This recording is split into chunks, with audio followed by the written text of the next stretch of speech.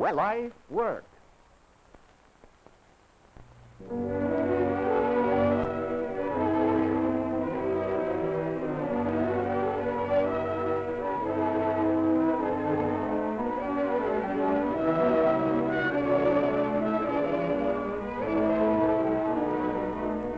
Did you ever fish without any bait?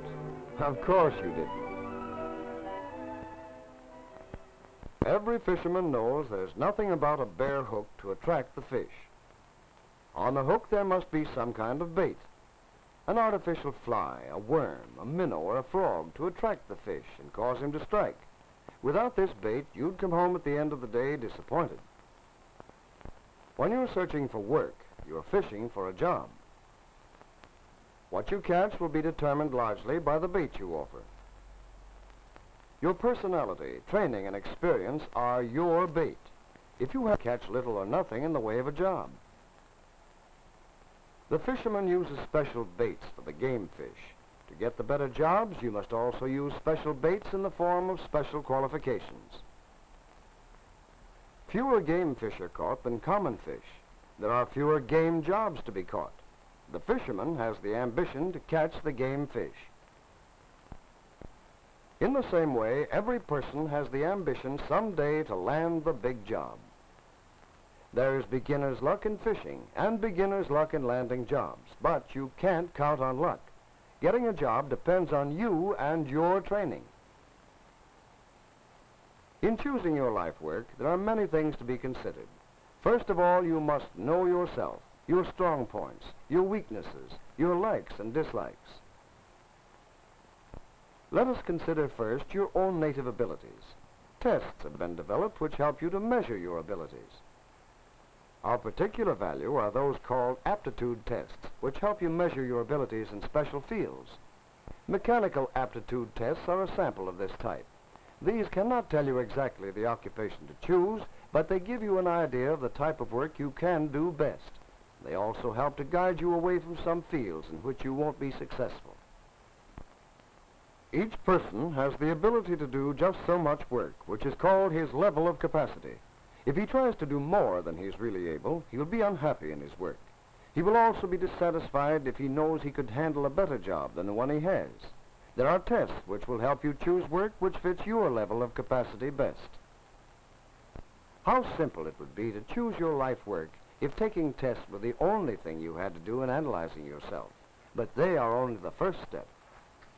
Another step in analyzing yourself is the examination of your own educational record. Your grades in different subjects, back as far as it can be traced. If you've forgotten this, your teachers will be glad to assist you in looking it up. What does your educational record show? Have your grades been about the same all along the line? Or do they look like this, up and down, like the crest and trough of an ocean wave? In what subjects have your grades been up? In what subjects have they been down? Why have they been up or down? Are you especially interested in certain subjects? If you don't like mathematics and your grades are low in this subject, you probably won't be very successful in those fields based on mathematics. Why are you interested in some subjects and not in others? You must answer these questions if you really wish to get acquainted with yourself. When you get a job, you will be judged in comparison with other workers, just as in school your work is graded in comparison with that of your classmates. All workers in any group are so judged. One will be considered the best in the group, another the poorest, with the rest arranged in between. This way may seem like a heartless process, but it is going on every day. The person who is ranked first today may not be first tomorrow unless he keeps on his toes and is alert to the changes which are constantly taking place in every line of work. Therefore, you should know what your rank in your class is in order that you may strive to raise or maintain it.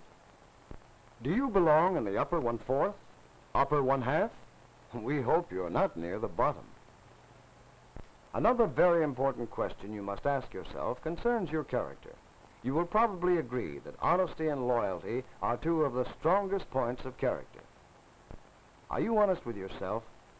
Are you honest with others? Are you loyal? The next point concerns your interests and accomplishments. In what are you especially interested? What can you do well? Do you like to work with ideas? Or would you rather work with things? List the things you like and that you do well and study them for a possible life work. We all realize that interests change frequently, but if the interest is strong and is based upon some real ability or accomplishment, it will grow. In fact, the more skilled you become, the faster your interest will grow, and so it may help you in picking your life work. Your social assets are very valuable in helping you to know yourself. Do you get along well with the gang, or do you have frequent fallouts? Do you prefer going with the crowd? Or would you rather spend the day alone, doing something you like to do? Do you do your best work when working with other people or when working alone? This is important in determining your future work, for one who likes to be alone would be unhappy in a job which required him to work as a member of a group and to be dependent upon others. The research worker is generally of the type who prefers to work alone. The successful salesman is largely dependent upon his ability to make a pleasing impression upon those with whom he comes in contact. Determination to succeed is an important factor in success. When things go wrong, do you say, "I can't"? If your grades fall below your expectations, do you say, "What's the use"? Every subject in the school has its part in rounding out your education. Do you say, "I don't see any sense in studying something I'll never use"? How do you know you'll never use it? When the road ahead of you is not entirely clear, do you continue to do your best? There is no place in success for a quitter. Are you a quitter? Your financial assets must receive consideration in choosing your life work. Does your choice require long and expensive training? Will you have the money? Will you need considerable money for equipment when you have completed your training and are ready to start work? Will you be able to finance yourself until you have an income from your own work? Many people train themselves for jobs and then are forced to do something else for lack of finances to get started. Every person should have one or more hobbies which he can do well and from which he derives pleasure and satisfaction. A hobby helps you relax after a hard day's work. It may also provide a job to fall back upon in case something happens to your regular means of earning a living. Many people today are working at things which were their hobbies a few years ago. May we ask, what is your hobby? What do you expect to get out of your life work? Many would answer money. Money is important for the things that it will buy, and a certain amount of it is therefore necessary. As important as money, however, as a return for your work, is the satisfaction that comes from doing an interesting job as well as or better than others are doing it. If you set such satisfaction as your goal, you may reasonably expect the financial part to take care of itself. Considerable time has been given to the problem of knowing yourself. It is the most difficult problem facing you, but it must be faced.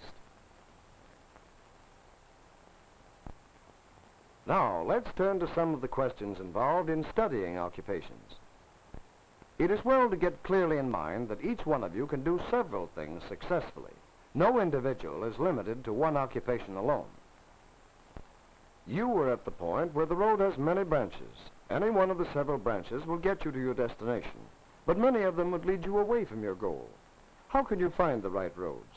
If you wish to get the most out of your study of the occupations, you must follow some definite plan. First, you should get a broad view of as many occupations as possible. One way you can do this is by reading.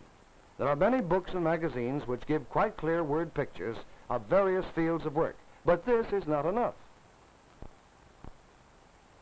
You should talk to successful people in many lines, asking them questions about their work, the training required, where to get it, and the rewards of their occupations. Your school, again, will be glad to assist by arranging such conferences for you. There are many movies dealing with occupations, and from time to time you're going to see some of these.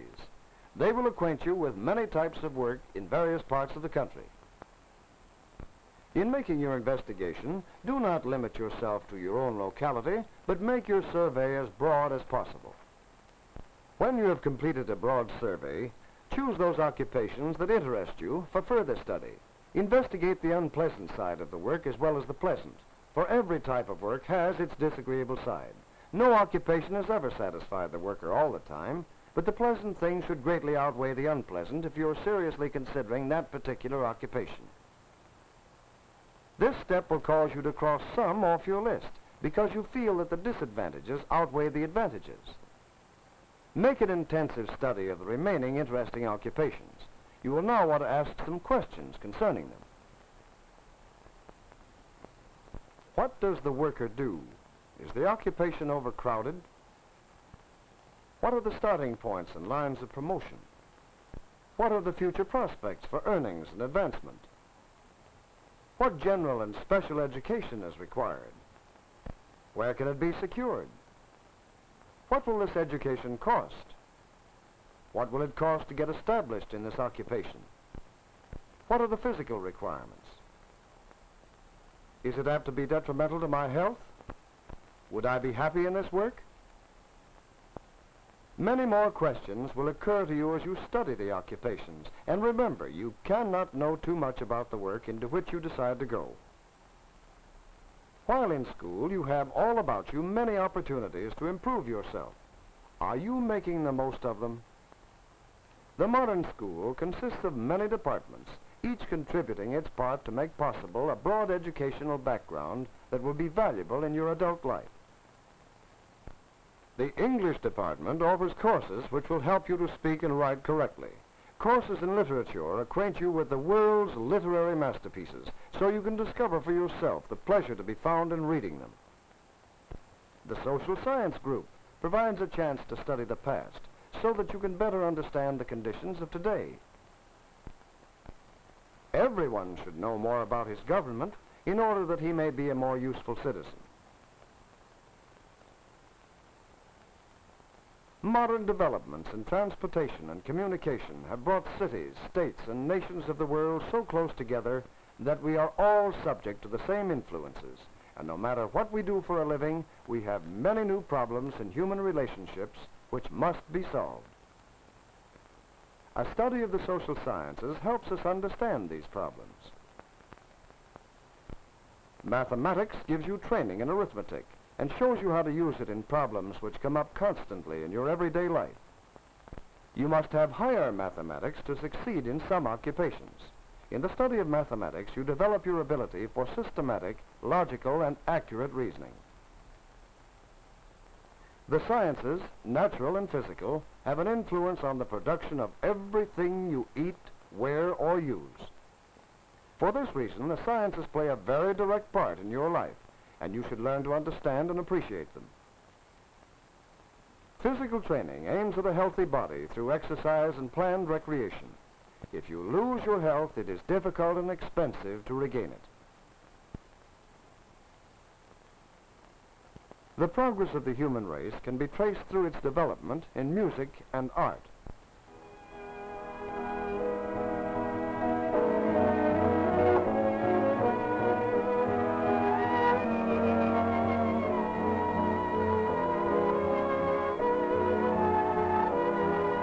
Only a few people can become skilled musicians and artists, but all can learn to appreciate the great works of music and art.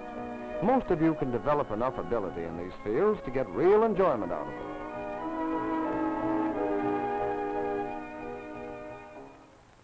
School libraries are rapidly being developed along lines similar to our public libraries.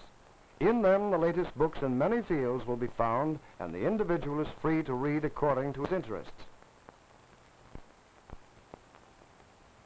The commercial department offers courses in accounting, shorthand, and typing that develop skills through which you may get a job in the commercial world. But even if you never do commercial work, you should understand fundamental business principles and be able to apply them in your everyday life. The homemaking department, through its courses in cooking, child care, and home management, trains girls to be good housewives. Courses in sewing are also valuable, whether a girl expects to keep house or enter the business world. The development of good buying judgment is of highest importance, for according to economists, women do at least 75% of the nation's buying. The industrial arts department will help you in 4 main ways. First, to learn about industrial design, materials, processes, and products. so that you will know more about manufacturing and industry and their effect upon your own life. Second, to learn how to buy and use industrial products more intelligently. Third, to help you learn the fundamental tool processes. If you never use this skill in an actual job, it will always come in handy and may be fun for you as a hobby. And fourth, you have a chance to try out your ability in a number of kinds of industrial work which may guide you in the choice of one for making your living. Some schools have agriculture departments which cover the latest developments in farm crops, animal husbandry, farm management, and other important matters, which are of value to the owner or operator of a farm. Now comes another very important part of the discussion of your life work. What is education? Education starts very early and continues throughout life, from birth to death. Education is the total of all your experiences, both real and imaginary, in school and outside of school. In fact, life itself is education. Many adults go to night school to acquire additional training to improve themselves. For the more experience or education you have in regard to any problem, the greater your chance of solving the problem correctly. We all know that coordination of the mind and body is necessary in most of the games we play. It is just as necessary in most jobs. To do your life work successfully, you must at all times have perfect coordination. The importance of coordination is shown in a study of the type of work done in over 4,000 occupations listed by the Census Bureau. Suppose that these 100 figures stand for all the workers in those 4,000 occupations, or most of the workers in the country. Out of every 100, only 13 workers have jobs based entirely on mental skills, or which require them to work with their minds alone. Only 18 out of every 100 have jobs based on manual skills, in which they work mainly with their hands. All these that are left, or 69 out of every 100, do work requiring that the hand and mind be trained together for perfect coordination. You will probably be one of the 69, for perfect coordination is necessary for the dentist, the typist, the industrial worker, the homemaker, in fact, for almost everyone. Just as a building must be built on a carefully planned foundation, so must your life be built on careful plans. Let us see if we can plan the foundation of a successful career for you. As the first block of your foundation, you must have health. Without health, no one can be entirely successful. The second block is character. Develop your character. Your general education is the third block of your foundation. Keep your educational record clear. The fourth block is citizenship. Are you a good citizen? Next comes your special interests and abilities. Are you finding and developing them?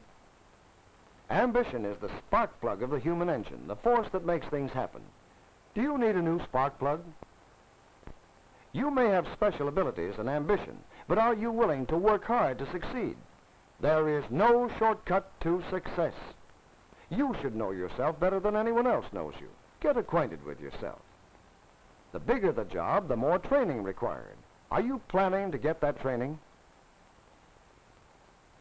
On top of this base, you can place the stone of success, confident that your foundation is well laid. Examine your foundations, and never for one moment believe anyone who may try to tell you that you can't achieve success in this country today. It's true that competition is keen. The standards by which you will be measured are high. Opportunity isn't likely to knock at your door. You'll have to go out and hunt it for yourself. But the opportunity is there if you're prepared to take advantage of it. There are thousands of occupations awaiting the workers who are qualified to fill them. There are jobs in journalism. Monster presses turn out thousands of newspapers every day. A reporter today has to work hard to get the news. He has to be able to write so people will read his copy. But so did reporters 50 years ago. There are jobs in livestock farming and dairy farming. The farmer works long hours, but so have farmers for centuries past. There are jobs in new lines of work, radio and television, for example. You'll probably never get to be a millionaire in this field, but millionaires have always been few in number. Somewhere in this great land, there is a chance for you to make a living and lead a happy life. Americans have always made their own opportunities. It's up to you to make yours.